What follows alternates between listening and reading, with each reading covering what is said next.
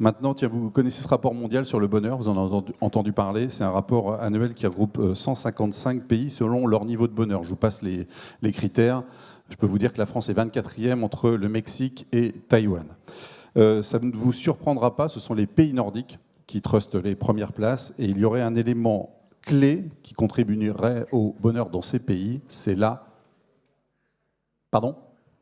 Confiance, exactement, la confiance. Confiance dans le voisinage, confiance aussi dans les entreprises, dans les administrations, dans les médias, dans le gouvernement. Alors comment ça se traduit, cette valeur socle dans le management en Suède ? Eh bien, la réponse maintenant, donc avec Erika Charbonnel qui va nous rejoindre, avec un focus sur donc, son pays natal, la Suède.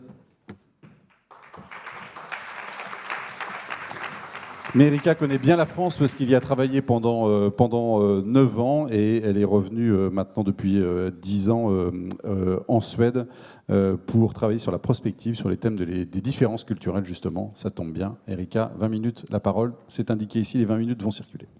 Merci beaucoup. Merci beaucoup. Vous m'entendez ? Parfait. Merci beaucoup. Je suis ravie d'être là. Comme vous avez entendu, je m'appelle Erika Charbonnel. Erika, le côté suédois, et Charbonnel, le côté français. Et j'ai travaillé donc pendant 10 ans comme manager et consultant en management en France et à peu près 20 ans en Suède. Voilà. Et ça, c'est ma ville. Ça, c'est ma ville, c'est Stockholm. C'est une photo que j'ai prise moi quand j'ai marché pour aller au travail. Et Stockholm, c'est aussi la capitale au monde de la ville qui a le meilleur équilibre entre le vie privée et le vie de travail. Cet équilibre. Et ce n'est pas moi qui le dis, hein. C'est HSEB Survey qui a fait une grande étude. Et apparemment, Stockholm, c'est la meilleure ville au monde pour ça. Comment ça se fait ? Qu'est-ce qui sont les éléments qui ont fait que la Suède et Stockholm est vraiment l'endroit pour vivre ? Mais c'est justement cette indépendance, cet équilibre entre l'égalité et la sécurité. Et surtout la sécurité. Nous sommes un pays qui n'a pas été en guerre depuis plus que 200 ans. La dernière fois qu'un Suédois est tombé pour la Suède, c'est en 1814.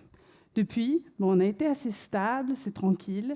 Et justement, les différents gouvernements ont ensemble travaillé pour quelque chose que nous, on appelle folkhemmet.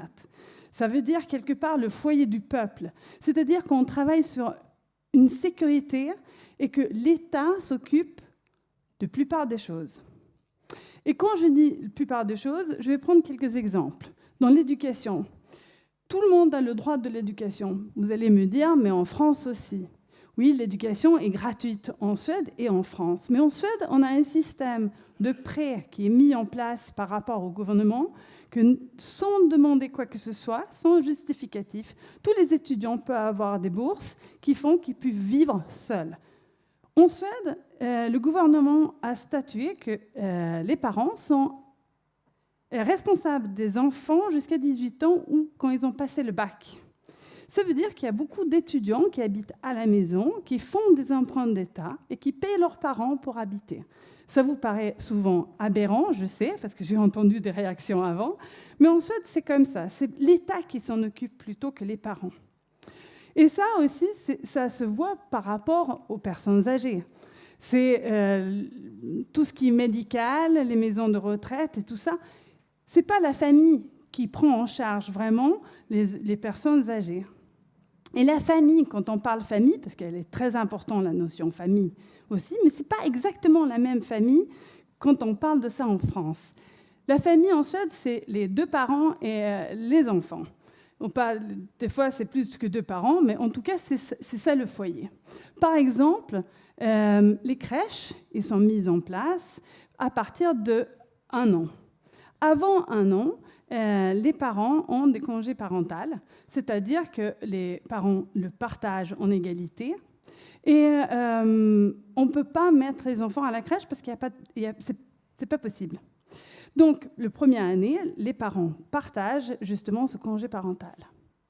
Et si les enfants sont malades, parce que les gens travaillent beaucoup plus, les couples travaillent beaucoup plus, parce qu'on n'a pas de foyer fiscal.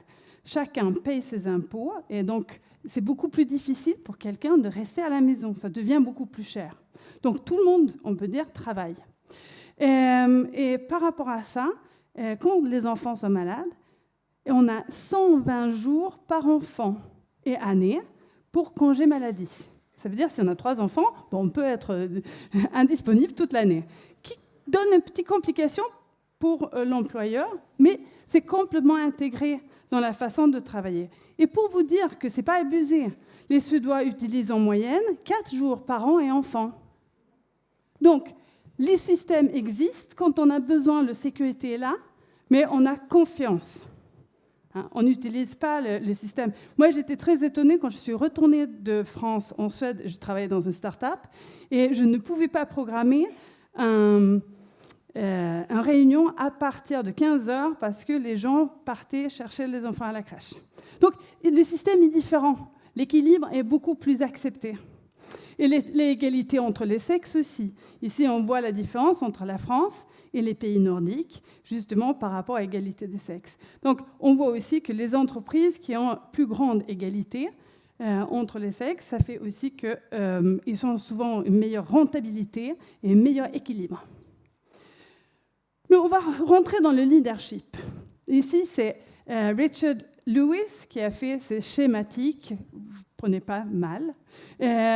Le rond qui est le plus grand rond, qui est transparent, c'est le leader. Donc c'est une image schématique de leadership. Et je trouve que ça va exactement dans le sens dont vous avez parlé tout à l'heure. La France, c'est une structure très hiérarchique. Et en Suède, on a une structure qui est plutôt où le manager fait complètement partie de l'équipe.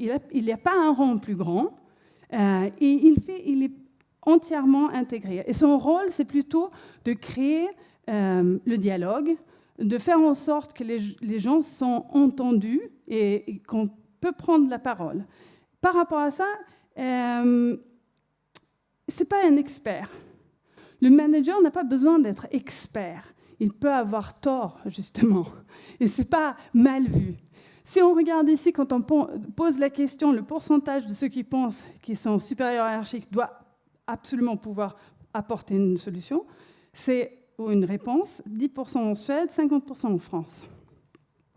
Donc par rapport à ça, le rôle du manager est beaucoup plus de faire en sorte qu'on trouve des solutions, qu'on amène l'équipe vers le but et l'objectif, et qu'on le précise très clairement. Donc les Suédois, ils n'ont presque pas de hiérarchie, on peut dire, en général. Et ça se voit dans la façon qu'on se parle. Donc, il n'y a pas de vouvoiement.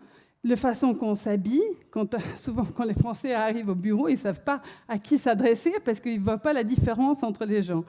Et justement, la façon de parler est très informelle. On parle des enfants et c'est le manager qui va chercher ses enfants aussi à la crèche, qui prend ses jours de congé justement quand ils sont malades. Et c'est complètement comme il faut. Ce qui est différent aussi, c'est que l'information, les Suédois, ils veulent avoir l'information sur tout. Moi, mon expérience en France, c'est souvent qu'on fait une sélection d'informations pour ne pas encombrer les gens avec trop d'informations. Tout le monde n'a pas besoin de savoir tout. Mais en Suède, les gens exigent d'avoir une vision globale pour avoir un sens, de comprendre tout. Pas seulement de se contenter de ma partie qui m'appartient. Je veux savoir aussi ce qui impacte les autres dans mon organisation. Et le consensus. On est les rois du consensus. Si on regarde schématiquement, mais les Français ils sont plutôt dans la confrontation et les Suédois, on est très très loin dans le consensus. Un Suédois qui entend un Français discuter, on a l'impression qu'il se fâche. Donc on a aussi peur de conflit. Et je pense aussi que ça fait que des fois, on essaie de tout dire, mais pas toujours.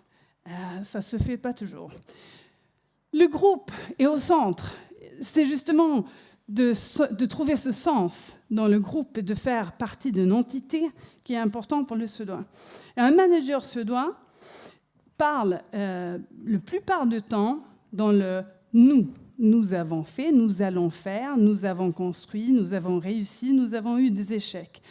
Un manager suédois qui commence à dire « j'ai fait, mes résultats est très mal vu et perdent justement ce qui est le magie du management que vous avez dit tout à l'heure, la confiance.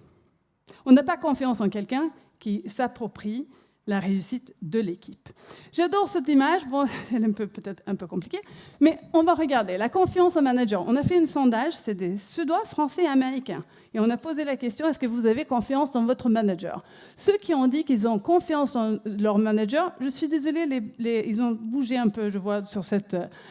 en tout cas, j'ai les chiffres en tête. Les confiances au manager, ceux qui ont confiance, 80% disent qu'ils sont satisfaits au travail.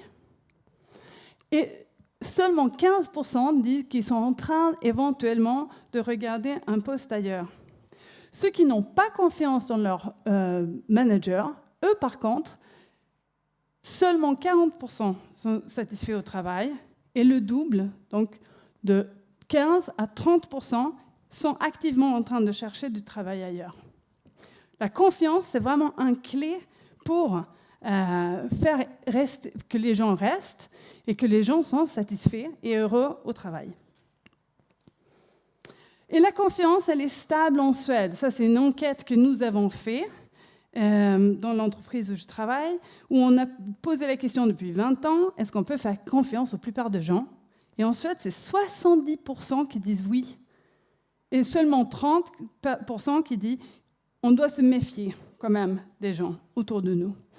Bien sûr, ce climat de confiance facilite la façon de travailler et de voir les choses. C'est beaucoup plus facile que quand on n'a pas confiance aux gens autour de soi. On n'a pas seulement confiance aux gens, mais on a aussi confiance dans les institutions, surtout dans tout ce qui est hôpital, médecine, mais on a aussi confiance en la police. C'est des chiffres de 2018. On a confiance à la radio. Même le gouvernement, il a quand même 33%. Et ce qui est étonnant, c'est que c'est les syndicats où on a le moins confiance par rapport à ça. Les Suédois sont très syndiqués, mais beaucoup plus syndiqués.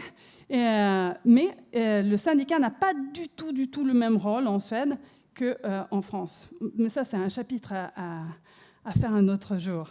Confiance au travail est un des clés. Parce que justement, les Suédois, comme j'ai dit tout à l'heure, ceux qui rentrent à 15h pour chercher les enfants à la crèche, c'est pas qu'ils arrêtent de travailler, c'est que juste ils se déplacent. Ils vont chercher les enfants, ils vont faire à manger, et le soir, ils vont se mettre à travailler pour ce qu'ils ont besoin de faire. Parce que d'être vu et d'être sur place, c'est pas ça qui est important. Chacun veut apporter quelque chose à l'entreprise, et c'est l'objectif et le but de mon rôle personnel qui est le plus important. Donc, je n'ai pas besoin d'être vu, je ne veux pas être contrôlé. Un Suédois n'aime pas être contrôlé, et justement, de rendre des comptes au fur et à mesure est mal vu quelque part. Donc, ce qui est important, c'est justement cette confiance. Si j'ai ce poste, c'est parce que je suis capable. Si je ne suis pas capable, je demande, parce que ce n'est pas une honte de demander et de dire qu'on n'est pas capable. Par contre, je ne veux pas rendre compte tout le temps. Je vais faire partie de quelque chose de plus grand. Et je vais vraiment avoir cette impression qu'on a confiance en moi. Ça, c'est nos locaux, d'ailleurs, justement. Bon. Mais la confiance, ça ne suffit pas dans un monde qui bouge. On a besoin d'avoir confiance, c'est un clé. Mais la flexibilité aussi, on en a déjà parlé. Et le monde, il bouge extrêmement vite. Aujourd'hui, on est vraiment dans le domaine de l'ordre. On a été dans le domaine de l'ordre, et dans le domaine de l'ordre, c'est facile de voir la causalité, le cause à effet, la transmission de savoir est facile. Et si on fait ce qu'on a toujours fait, on a les résultats à peu près ce qu'on a toujours eu, et ça marche à peu près. Mais le monde n'est plus comme ça du tout. Aujourd'hui, le monde bouge de plus en plus vite, et on va vers le domaine de l'inconnu, où le changement arrive vite et il y a une grande complexité. Et dans cette complexité, les ingrédients qui sont importants, c'est de comprendre qu'on ne comprend pas, et d'avoir une humilité par rapport à l'inconnu, de comprendre que le savoir, elle n'est pas ce qu'elle était. D'être expert n'est pas forcément toujours la clé. mais de tester les choses, d'être humble par rapport au changement et de s'ouvrir par rapport à d'autres possibilités est vraiment important. Et le mot « tester » revient à plusieurs reprises. Parce que là, c'est les entreprises dans lesquelles on est plus ou moins, mais là, on va vers justement ces entités, ces groupes de travail, ces organisations et structures agiles. Et ensuite, ça a commencé déjà il y a une quinzaine, vingtaine d'années avec beaucoup de startups qui étaient dans l'informatique, comme Spotify par exemple, qui utilisent justement ces organisations agiles. On a beaucoup d'exemples. Mais aujourd'hui, ça commence à être filtré dans les organisations de services, dans les organisations de vente, etc. Justement, ces organisations qui sont basées sur la valeur, la transparence, et où l'individu a l'impression de pouvoir apporter ce dont il fait bien, et aussi que l'organisation lui redonne. Dans une organisation agile, mais c'est justement, il n'y a pas de leader. Le leadership n'est pas pareil. Il n'y a pas de chef d'équipe. L'équipe est autonome et fonctionne par rapport aux forces des individus et surtout par rapport à l'objectif vers lequel il doit aller. Et on a posé la question, justement, c'était en 2016, comment est-ce qu'on navigue justement dans le domaine d'inconnu? On a demandé aux entreprises qui fonctionnent bien et qui ont travaillé dans des façons agiles.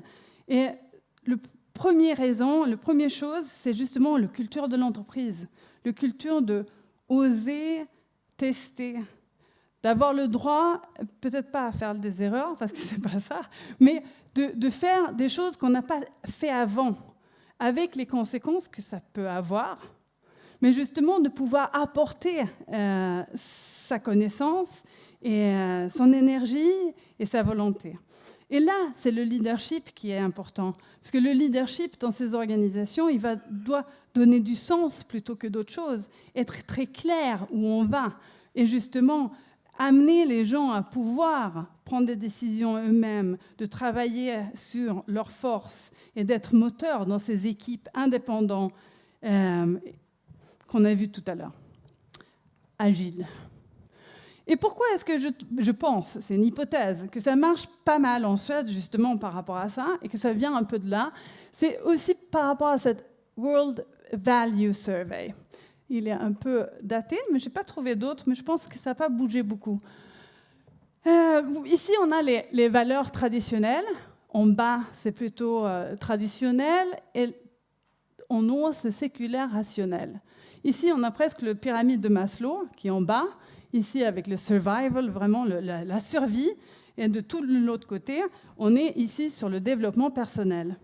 Et ce qui est assez intéressant de voir, c'est que la Suède, la Norvège, le Finlande, tous les pays nordiques, où est-ce qu'on est? On est vraiment dans le coin là-haut, où on est dans des valeurs rationnelles et sur le développement personnel. Donc, quelque part, on est dans l'individu, mais on veut aussi donner du sens et on veut apporter quelque chose dans ces équipes, justement, autonomes. Donc, c'est dans les valeurs, parce qu'on va vers plus de complexité. L'environnement de business, ce qu'on peut voir, c'est qu'on va d'un environnement stable vers quelque chose de plus turbulent. Le marché local devient global.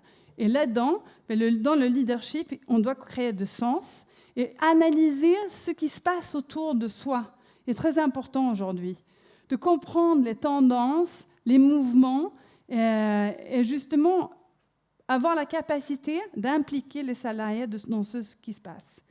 Les organisations, ils vont de cette organisation hiérarchique.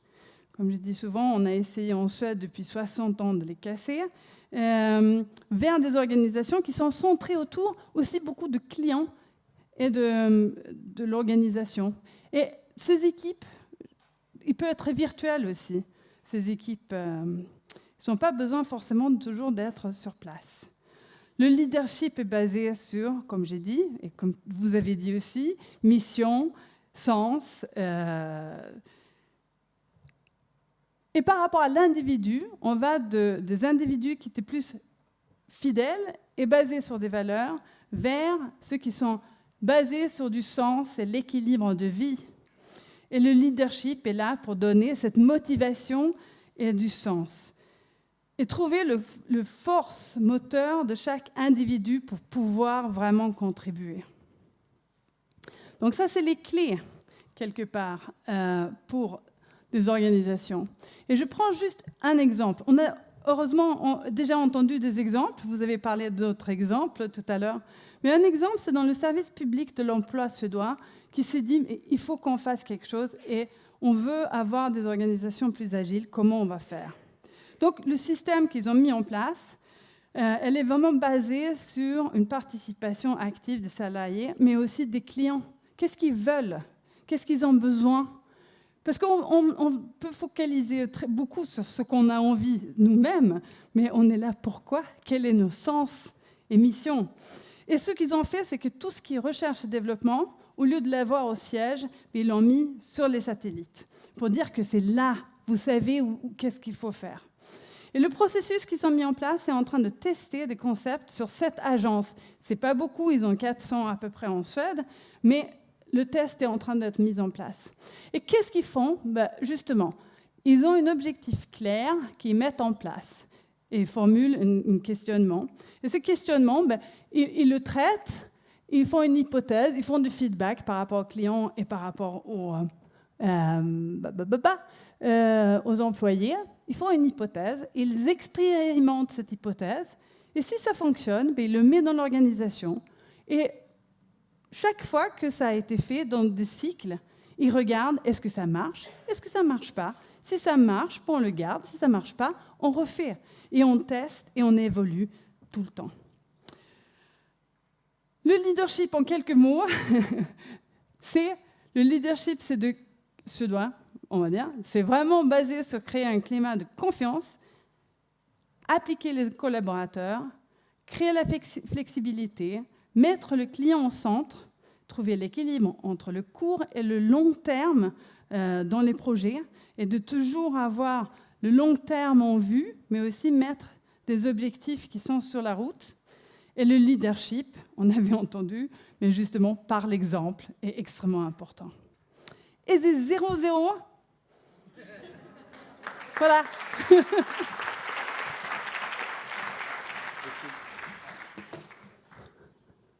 Ça, c'est Stockholm aussi, juste pour donner envie. Le suédois est aussi ponctuel. Merci. Ça va, les 120 jours de congé maladie, vous avez encaissé le chèque ou pas ? Question ou pas pour Erika.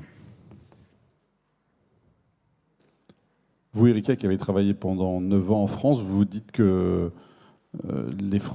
comment les Français, est-ce que la marge de progrès des Français, on va dire, pour arriver non pas sur votre modèle, parce qu'il est évidemment sans doute difficile à atteindre pour nous, quoique je ne sais pas, au vu des organisations françaises, ça vous semble être un défi atteignable ? Tout à fait. Vous m'entendez toujours ? Ça marche, ouais. Oui. Tout à fait. Je pense qu'il y a un élan qui est en train d'aller vers ça. C'est ça qu'on a vu. Une nouvelle génération qui arrive, une vraie volonté de vouloir changer. Et maintenant, ça fait 10 ans que je n'ai pas travaillé en France. Et là, je suis ravie d'entendre les discours aujourd'hui parce que je ne sais pas si je l'aurais entendu il y a 10 ans. En tout cas, moi, je ne l'ai pas entendu il y a 10 ans quand j'étais en France. Et j'ai travaillé avec beaucoup d'entreprises qui voulaient justement faire un changement. Mais il y avait moi, j'ai senti qu'il y avait des freins par rapport à justement ce côté de ne pas être l'expert, de ne pas avoir le savoir, de ne pas tenir quelque part le contrôle, et d'oser lâcher, d'être humble dans la façon de dire mais on ne sait pas exactement ce que les gens veulent, ni les employés, ni les clients, etc.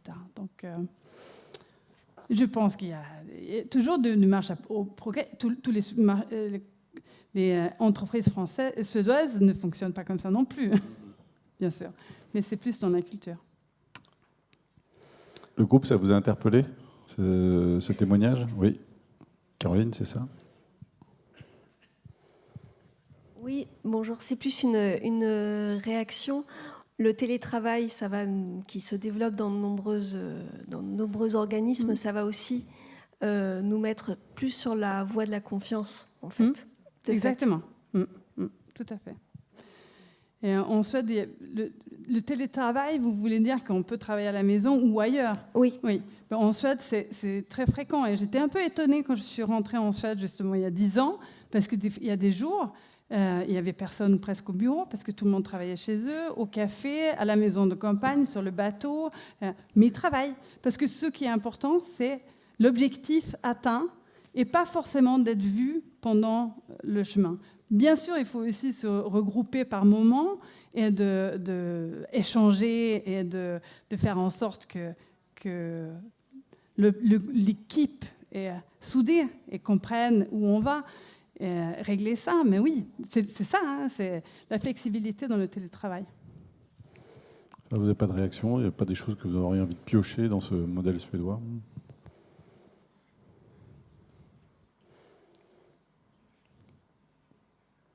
On peut voir dans le modèle belge tout à l'heure qu'il y a des similitudes un peu quand même. Tout à fait. Hollandais, non? Pardon? Hollandais, non? Belge. Belge. Ouais. Oui. Et une question sur le fil, oui, qui vient d'arriver. Comment le management suédois gère-t-il l'insuffisance de performance individuelle ou d'un groupe?